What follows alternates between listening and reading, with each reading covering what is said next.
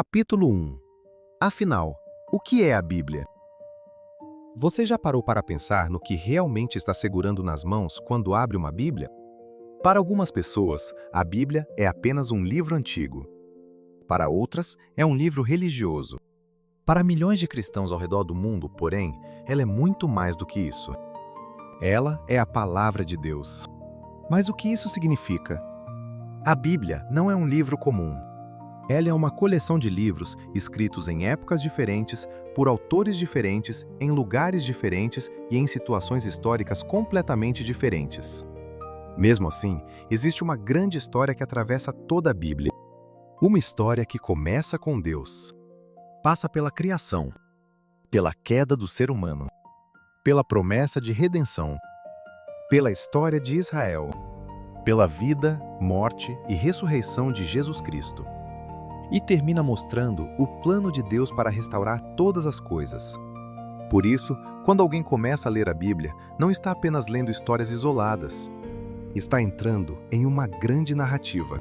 Uma narrativa sobre Deus, sobre o ser humano, sobre pecado, sobre graça, sobre julgamento, sobre esperança e principalmente sobre redenção.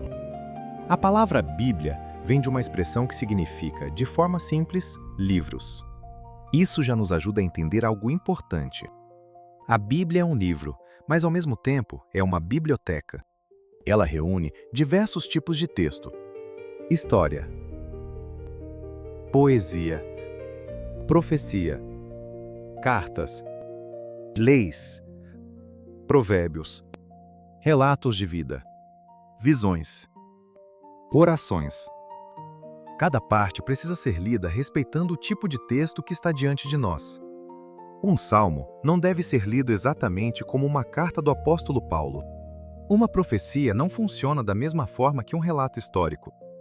Um provérbio não deve ser interpretado como se fosse uma promessa automática e sem exceções.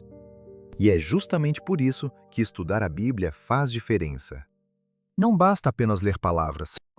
Precisamos entender contexto. Precisamos entender quem escreveu, para quem escreveu, por que escreveu e o que aquele texto significava antes de perguntarmos o que ele significa para nós hoje. Mas existe algo ainda mais importante. Para a fé cristã, a Bíblia não é apenas um registro sobre pessoas que buscaram a Deus.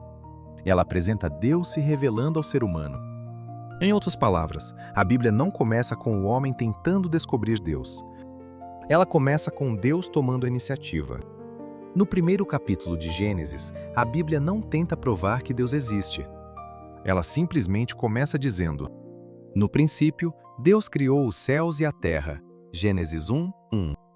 A Bíblia apresenta Deus como aquele que já existia antes de tudo. Ele não faz parte da criação. Ele é o Criador. E conforme a história bíblica avança, vamos conhecendo mais sobre quem Deus é, seu caráter, sua justiça, sua santidade, sua misericórdia, seu amor, sua fidelidade, sua soberania. Mas a Bíblia também fala de nós, e nem sempre de uma forma confortável. Ela mostra que o ser humano foi criado com dignidade, criado à imagem de Deus. Mas também mostra que o pecado entrou na história humana. E com o pecado vieram a separação, a culpa, o sofrimento e a morte. É nesse ponto que começa a aparecer uma das palavras mais importantes de toda a Bíblia: redenção. Redenção significa resgate. E a Bíblia apresenta do começo ao fim a história de um Deus que resgata. É por isso que Jesus Cristo ocupa o centro da mensagem cristã. No Evangelho de João, encontramos uma declaração conhecida: porque Deus amou o mundo de tal maneira que deu o seu Filho unigênito, para que todo aquele que nele crê não pereça, mas tenha a vida eterna. João 3:16. Esse versículo não resume toda a Bíblia, mas apresenta de forma muito clara o coração do Evangelho: Deus, o ser humano, o pecado, o amor, Cristo, a fé e a vida eterna. A Bíblia também não esconde as falhas das pessoas que aparecem nela. Isso é importante. Muitas vezes imaginamos que os personagens bíblicos eram pessoas praticamente perfeitas. Mas não eram. Abraão teve momentos de medo. Moisés falhou. Davi pecou gravemente. Pedro negou Jesus. Paulo perseguiu cristãos antes de sua conversão. A Bíblia não tenta transformar seres humanos em heróis perfeitos. Ela mostra pessoas reais, com virtudes e defeitos. E, acima de tudo, mostra um Deus que continua trabalhando mesmo em meio à fragilidade humana. Isso nos ajuda a perceber uma coisa. O personagem principal da Bíblia não é Abraão, não é Moisés, não é Davi, não é Pedro, não é Paulo. O personagem principal é Deus. E a grande mensagem das Escrituras aponta para aquilo que Deus fez e está fazendo em sua criação. Agora, surge uma pergunta importante. Se a Bíblia foi escrita por seres humanos, como os cristãos podem dizer que ela é palavra de Deus? Essa questão é fundamental. E ela será o assunto do próximo capítulo. Porque dizer que Deus falou por meio das Escrituras não significa dizer que os autores humanos deixaram de pensar, escrever ou usar seu próprio estilo.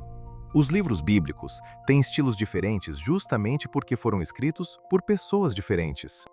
Mas a fé cristã afirma que Deus conduziu esse processo de maneira especial. É aquilo que chamamos de inspiração das Escrituras.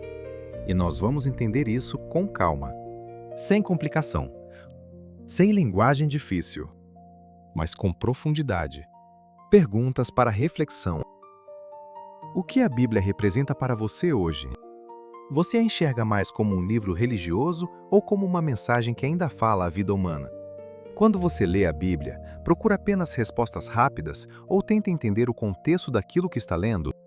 E se realmente existe uma grande história atravessando toda a Bíblia, onde você acredita que a sua própria história se encaixa nela? 4 ideias para guardar. A Bíblia é uma coleção de livros, não apenas um único texto escrito de uma vez. Ela conta uma grande história que vai da criação, à redenção e à restauração. Deus é o personagem central das Escrituras. Para a fé cristã, a Bíblia é mais do que literatura religiosa. Ela é recebida como palavra de Deus. Encerramento. Este foi o primeiro capítulo da série Conhecendo a Bíblia. No próximo episódio, vamos entrar em uma das perguntas mais importantes de toda a teologia cristã.